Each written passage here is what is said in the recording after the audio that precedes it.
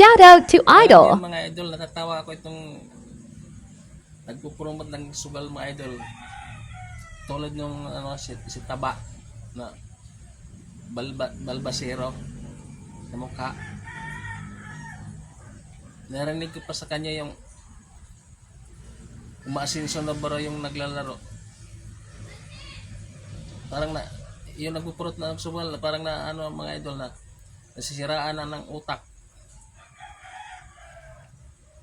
Paano umaasinso?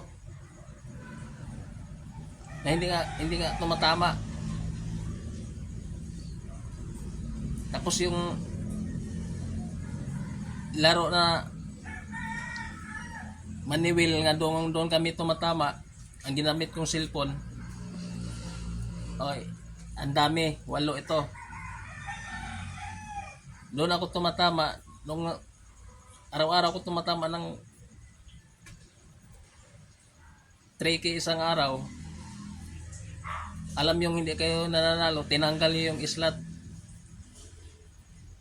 Kunwari pa kayong under maintenance, ibabalik nung April 24 hanggang sa April 29, under maintenance pa rin. Sabi ibalik, tapos nung hanggang ngayon winala yun na, hindi nyo na binalik. Tapos sabihin yung umaasinso, nasiraan ko ng utak yung ginagawa nyo. Kinukuha ako dati na mag-promote ng sugal, pero sabi ko ayaw ko muna, maglalaro muna ako. Kung talagang mananalo ako, saka ko ibahagi yung Tapos nung nananalo ako dun sa slot na tinanggal yung hindi nyo na binalik. Alam yung hindi kayo mananalo doon. Sa loob ng 5 buwan nananalo ako doon, pero nung alam nyo nang hindi na kayo nananalo sa laro, nalugi at kayo, tinanggal yung slot. Tapos sabihin yung umaasenso, siraan yata kayo ng bait eh. Kung gusto nyo umasenso, ibigay nyo yung pera nyo sa naglalaro. Kung gusto nyo umasenso yung naglalaro, huwag nyo gawing dahilan na umaasenso. Kayo lang umaasenso, hindi yung naglalaro. Oo, aminin ko may tumatama, pero sa 1 milyon magsusugal, ilang bilyon, baka may isang tatama lang doon, isa. Ilan yung natatalo? Sa palagay mo, sasabihin mo pang umaasenso na yung naglalaro.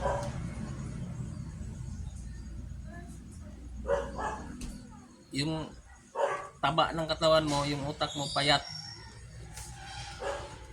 Puking ina nyo. Ibalik nyo yung maniwil na may tuldok na J. Dahil lalaro ako uli. Ilang cellphone na tambay ko ngayon? 8. Hindi ko na ginagamit. Dahil hindi mananalo sa sa game ng iba. Kaya kayong mga kabataan, mas lalo na kung minsan wala na kayong kontrol sa laro, addiction na kayo, itigil niyo yung paglalaro na yan. Kasi yan ang kasimulan ng magnakaw ka, mang-hold up ka. Yan ang kasimulan ng krimen dahil na-addict ka na sa scatter. Kaya habang itigil nyo yung paglalaro kasi wala kayong mapala dyan. Ako laro lang ako, libang-libang ito sa akin. Kaya kong kontrolin ang sarili ko. Kaya kayong iba dyan, hindi ko naman nilalat. Pag hindi nyo kayang kontrolin ang sarili nyo, yan ang kasimulan ng krimen, magnakaw, ganon. Kaya itigil nyo yan. Yan lang mga idol. Kung gusto nyo umasenso yung tao, ibigay nyo lang ng pera nyo, huwag nyo idaan sa laro. Daanan nyo pa kunwari ng ganyan. Mga hindot kayo. Nang-scam pa nga kayo yo. Magkano yung na-scam sa akin? 50,000 mahigit. Hindi binigay dito sa Porton. Scammer kayo eh. Nananalo na nga ako ng 50,000, hindi nyo binigay. O yan, tingnan nyo para magkano yan yan. 52,000 yan. Hindi ma-withdraw. Nang-scam pa kayo tapos sabihin nyo umasenso. gunggong pala kayong mga taga-pubcore eh. Booking ganyan yun eh. Tigil nyo yung katarantaduhan yung ginagawa sa ano, maglalaro.